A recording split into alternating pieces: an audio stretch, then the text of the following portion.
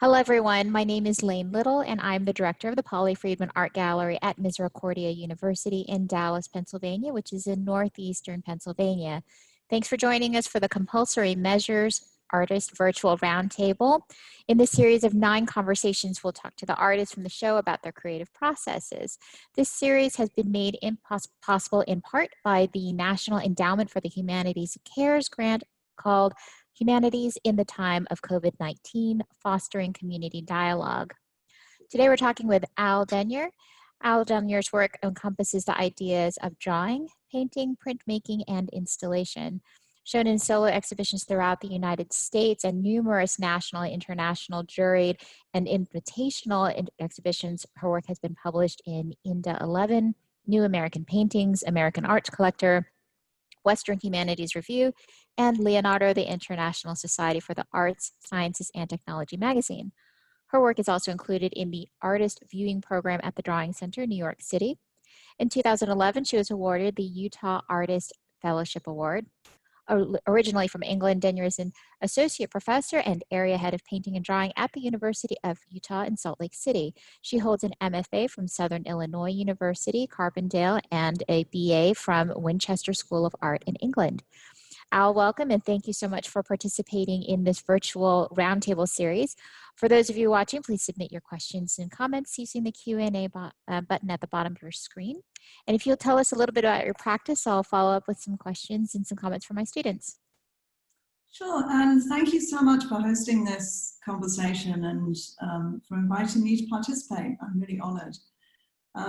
Yeah, to talk about my process, I am actually sitting in my studio right now, and as you can see, I have a lot of things on the go, as I would describe.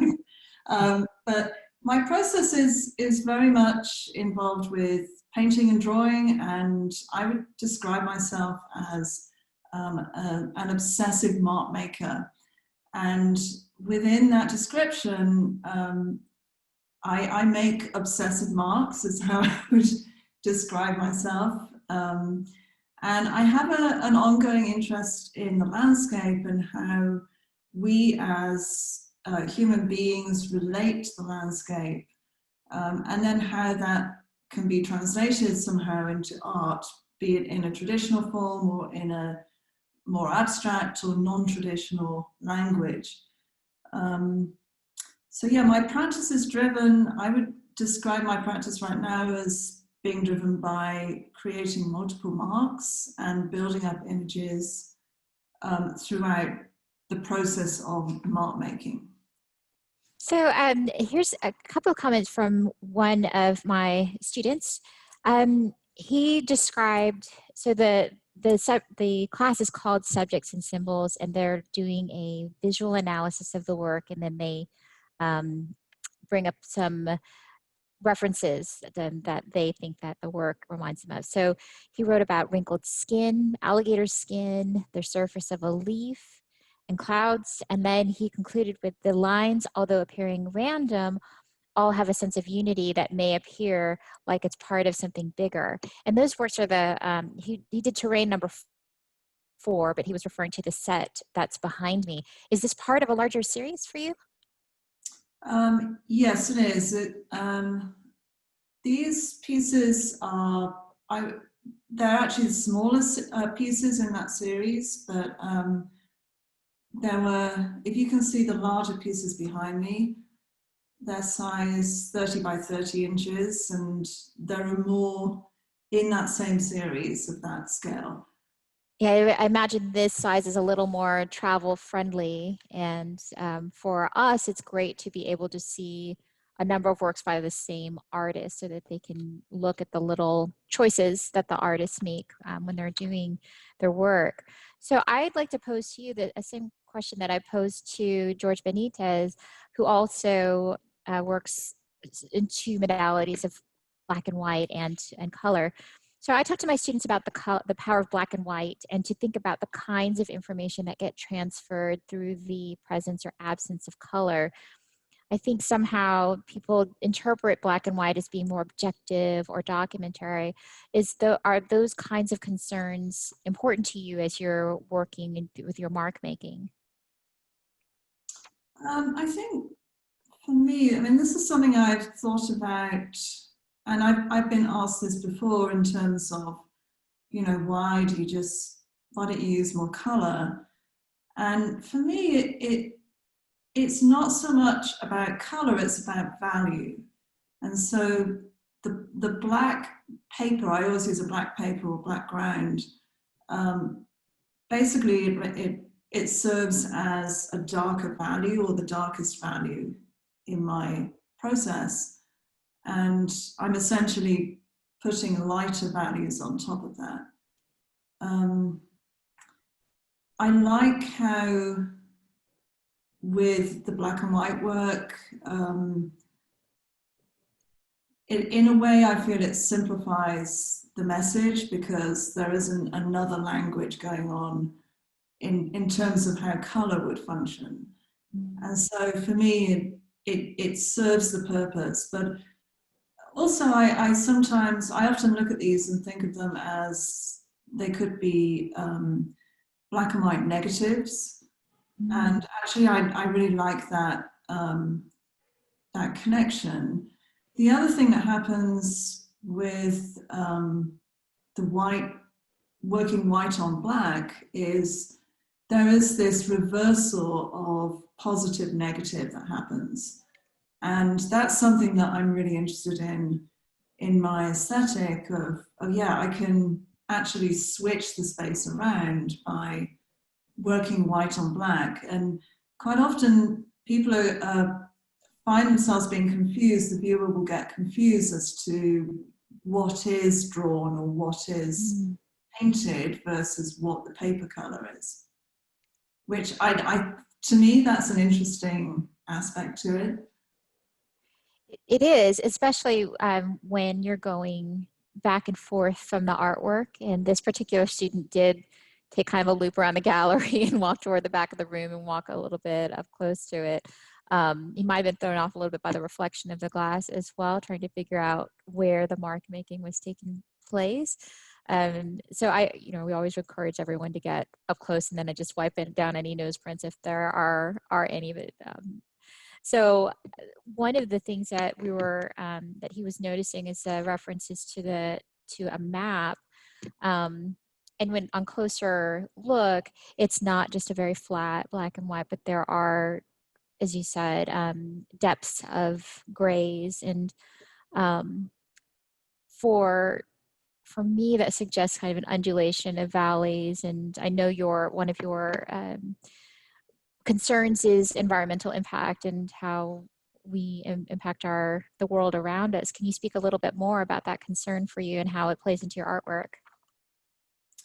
Yeah, and a lot of my work is based on mapping, and I'm actually very fascinated by topographical maps and how landscape or landforms can be viewed, especially I look a lot at satellite maps and satellite images, should we say, where the landscape is flattened, but it has dimension, and that's something that fascinates me. But so now I've forgotten the last part of your question. Just the suggestion it seems like I'm thinking about a presentation of depth, and the satellite images is a perfect corollary to that, because you have the atmospheric layer with the ground layer and then the man-made layer that all contribute to that image. So if you'd like to talk about that, especially how you feel about man's impact and how that plays into your artwork. Yeah, I mean, certainly the idea of viewing landscapes from different viewpoints, such as a satellite. One thing that I'm always fascinated in is how things show up from a different angle in satellite images that quite often you don't realize are there. And I'm very interested in how basically as a human race, our impact on the landscape is changing the landscape. And quite often I'm looking at different satellite images and different maps that reveal those subtle, quite often subtle impacts that our activities have had on the landscape. So for an example of that, I was doing a series based on mapping rivers that had been somehow altered over time. And of course, there is a natural alteration that happens with water, but this idea of, okay, how can I show this, that this river has changed course by presenting this sort of I always think of them as dimensional maps of the landscape as it could be seen from above. Are you looking at similar images over different time periods? You're concentrating on a similar geographic area every time? Yeah, and it's sort of different areas. I was looking, based in Utah, I was looking at a lot of the Utah landscapes initially, and the Colorado River was one that I was particularly interested in, and how the Colorado now, by the time it reaches the US border between the US and Mexico is a mere trickle, which to me is shocking to actually see the Colorado and see the scale of it as a body of water, and to imagine that going from this huge river to nothing.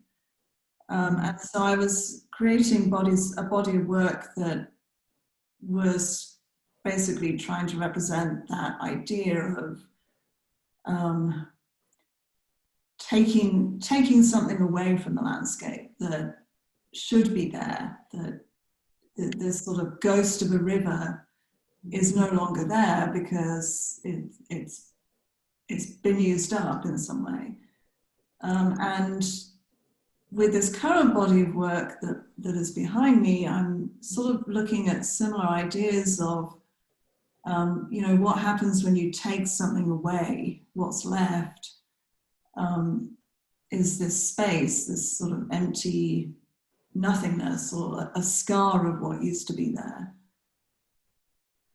Are there other artists that you look to for inspiration? Are there environmental artists or other artists that work with painting and drawing in the way that you do? Good question. I have a collection of people that I follow with Instagram, whose names I now have to try and remember. Yeah, I mean, I look at a lot of artists, and I think I'm actually very interested in landscape artists. Whenever I go to the UK, I do enjoy going to the Tate Gallery and looking at the Turner paintings and The Turner paintings? yes. So this sort of tempest sort of. Yes, the landscapes and this fascination with how, I think for me, the fact that he presented landscape in a very abstract way, which was so different for his time. And for me, that's something that fascinates me when I look at those paintings and think about that time. Let me see. I really like, trying to think, Mark Bradford's work right now. I'm looking at, and yeah, I mean, anyone who's working obsessively is someone I'm very interested in. Yes, I'm not teaching Turner this semester, but in the past when I've taught him, we were really interested in the scale of the human presence in comparison to the natural landscape, and that was always very striking to think about how small we are and yet how much of an impact we have on things around us. Can you tell me a little bit about how you got started as an artist and who you admired when you were starting in this field? Oh, I was telling my daughter the other day that, because she was asking me how I got into art, how did I decide to be an artist? And I said, well, I think I always knew I wanted to be an artist. Mm. And I was, as you know, when I was younger, I was often discouraged and told you'll never make any money. Artists, you know, are poor, and I was just determined to be an artist. It was definitely a calling of some description that this is what I wanted to do. And my words to my daughter were that, you know, people would tell you that you can't do something, and then you have to find a way if that's something you want to do. Can you tell me about the installations that you've done? Yeah, so I'm also very interested in creating installations and exploring installation artwork. And I think for me, it's sort of getting away from having edges to my work that I find really interesting. And this is something I started to explore when I was at grad school. And although my main practice is on a substrate, I do every now and again work on installation pieces. And in fact, I teach a class that I created called Drawing as Installation, which is really exciting for me to see, and also for students to learn about how they can create installations out of drawings. So my installation work is definitely based on that idea, where I take mark making and I turn it somehow into an installation piece. I've been working a lot with vinyl, and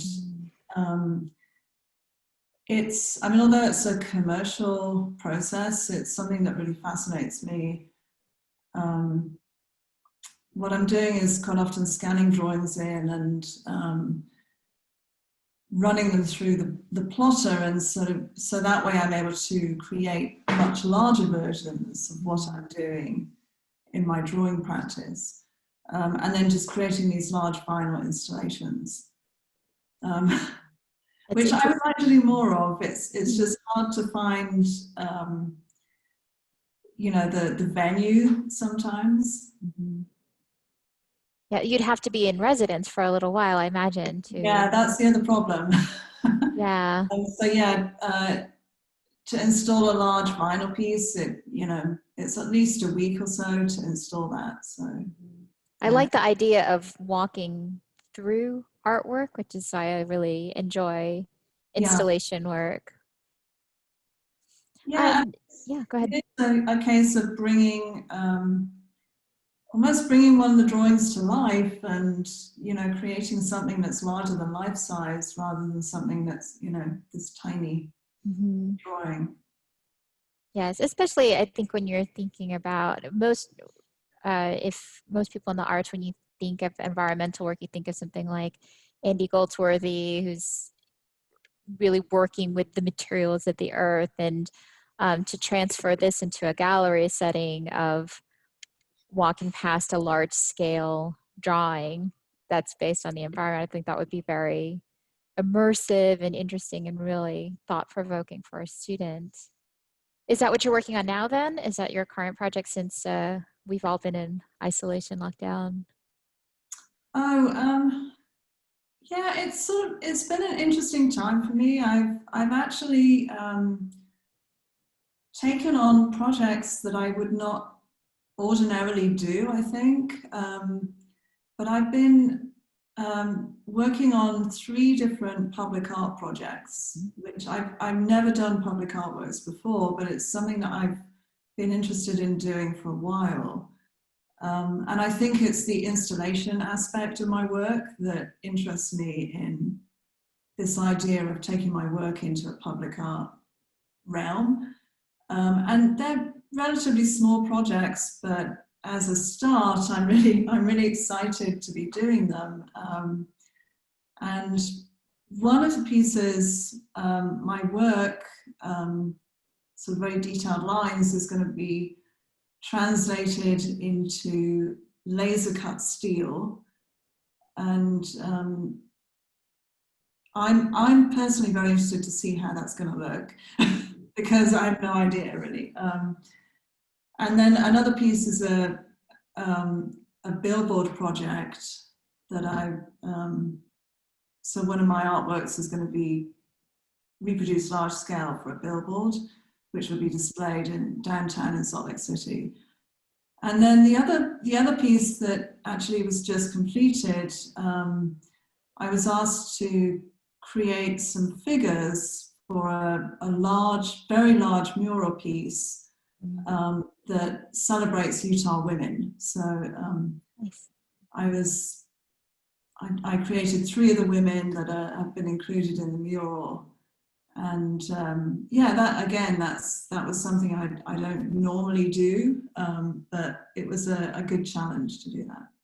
That gives a sense of permanence, I would think, an interface with the public that you wouldn't normally be used to if you're more in the gallery realm of show comes up, show comes down. Now you have a different relationship with audiences, I would think. Yeah, and I think you know, I'm also aware of this idea that with, you know, the current restrictions, how are people going to see artwork? And yes, they're going to see it on the internet, but public art just has this ability, it has just this incredible accessibility that, you know, anyone can see it, anyone can enjoy it. They don't have to be in this confined space. And so I think for me, this interest of accessibility is what has drawn me to public art right now. And who are you working with the Utah Women Project? Are they all from, I guess they would all be from Utah? Are they all working in the same medium? You mean the characters in the mural, or? Well, did you say you were one of several artists that were working on the mural? Yeah, so it was organized by artist Jan Howarth, and she basically commissioned different artists in Utah, and actually, no, internationally as well. There were artists from all over the world, to create a figure for the mural, and then all the figures were put together and basically printed out as this huge mural piece. So it's a sort of collage of different artists' contributions to the mural. You know, each artist did an individual woman, and yeah, it's quite an amazing piece of work, and it just went up. It was just installed a couple of weeks ago in downtown Salt Lake. Ah, well, I'll look for a picture of it and post it by the interview so that people can see Sure. it. Yeah, that'd be neat. It's another educational aspect that I think would be very interested in as students kind of figure out how artists interact in the world and what kinds of projects they do. I'm not sure that my students would first and foremost think of that educational aspect of art making. Yeah, it was sort of an interesting, I think the timing was very interesting. It was just when, you know, the lockdown happened, and it just felt, I don't know, it just felt great to connect in some way that, okay, here we all were in our studios and we're able to create this piece that connects to other artists. And it was actually a really great project. And quite difficult because all the art stores were closed, and we were all just looking like, well, okay, do I have like enough pieces of paper I could use for this? And sort of squeezing every last piece of white paint out of a tube because I couldn't get any more because of the lockdown. Oh gosh, I didn't even think of that. Yeah, it was very difficult, but it happened, it worked. That will be interesting to see what range of materials people come up with. Because I understand there's still supply chain issues in various manufacturing industries, and it'll be really Yeah. interesting to see how people repurpose and become more creative with the materials that they use. Reni, did you want to jump in here? I can turn on your mic, or you can pose a question if you want. Hi, Al and Lane. Thanks for unmuting. It's been great listening in. I just had a couple of comments, and one goes back. You were talking about recording something that was lost, and that sense of loss, and using the black and white, almost in a funerary way. It occurred to me to sort of acknowledge that loss. An artist that came to my mind, and I'm sure you're familiar with Ross Bleckner's work, and he did a lot of sort of funerary pieces, more around the AIDS epidemic, but something very ghost-like is similar in his work and your work. I don't know if you want to comment on that, but the other thought that occurred to me when I was thinking about your public art pieces, you know, to see a massive laser cut steel piece of something that's very ephemeral has got to be, I don't know, I mean, it'll be a tremendously interesting translation of how your mark reads as something solid and physical rather than lace-like and almost ghost-like. So those are the two thoughts I had listening in. They're not really questions, but you can certainly talk to it if you had some more ideas about it.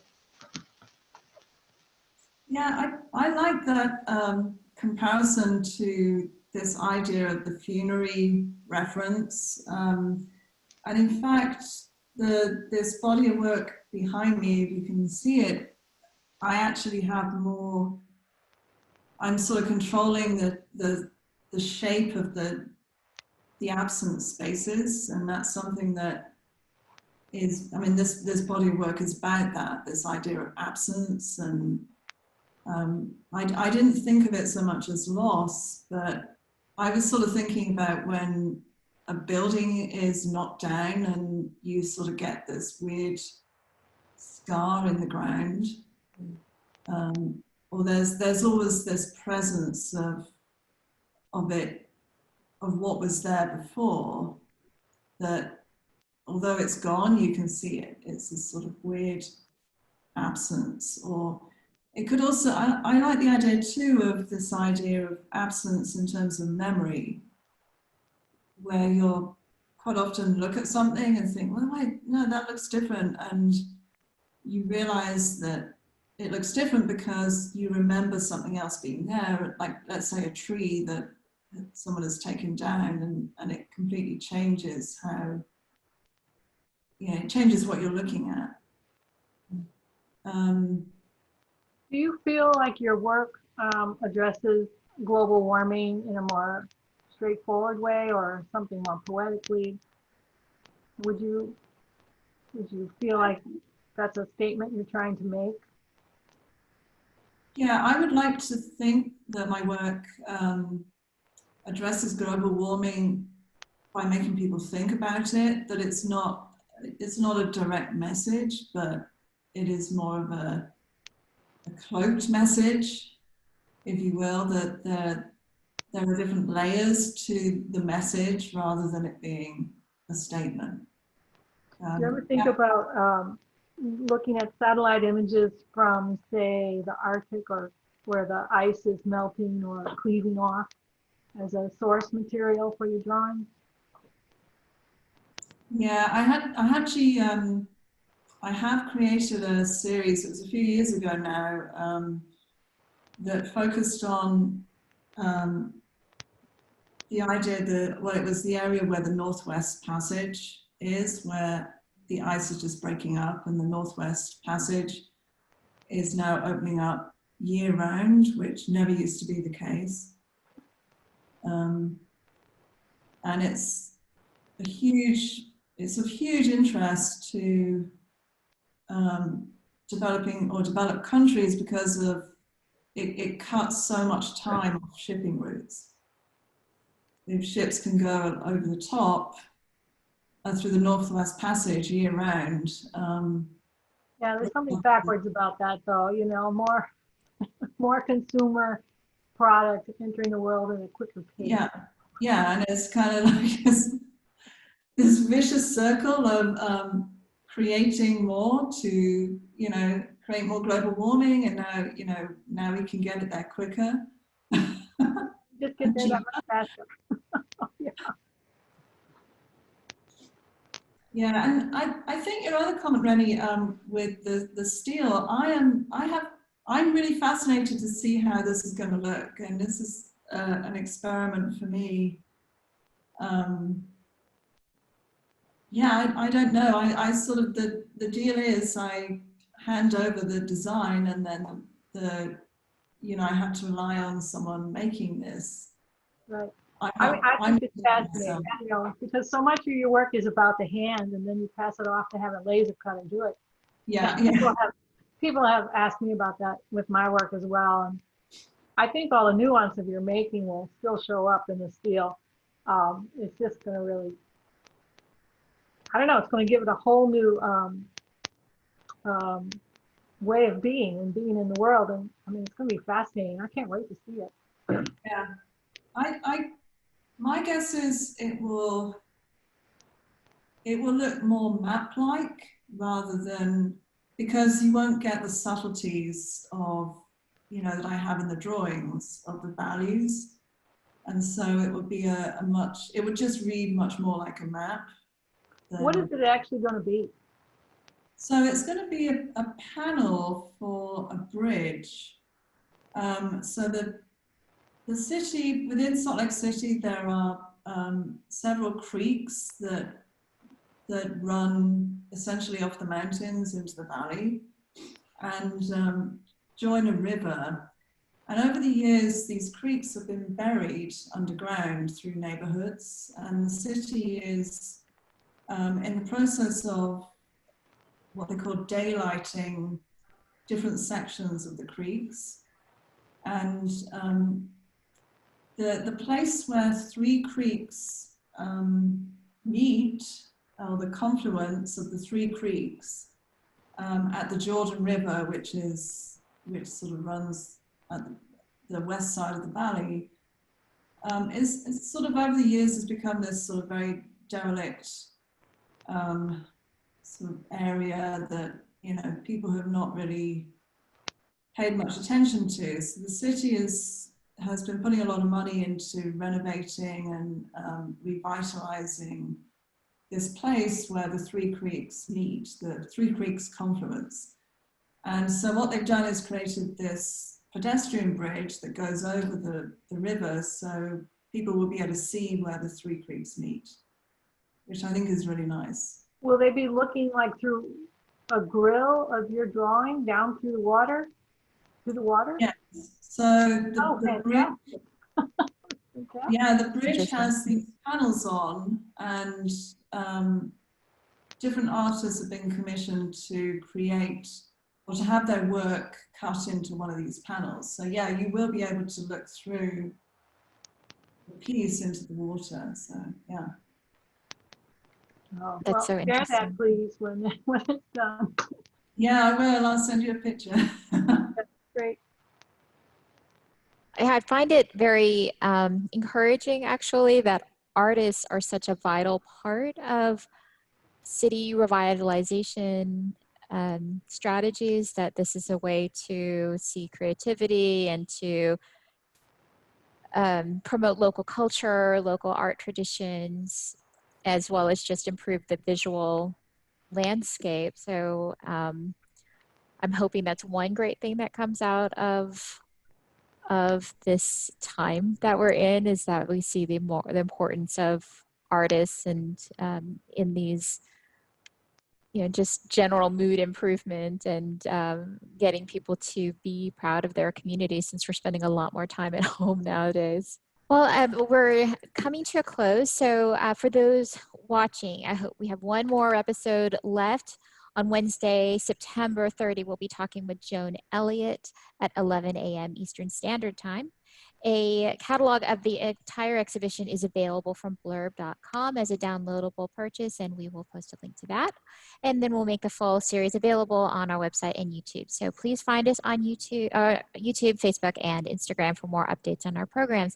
Al, thank you so much for participating in this interview and in the group roundtable from last week.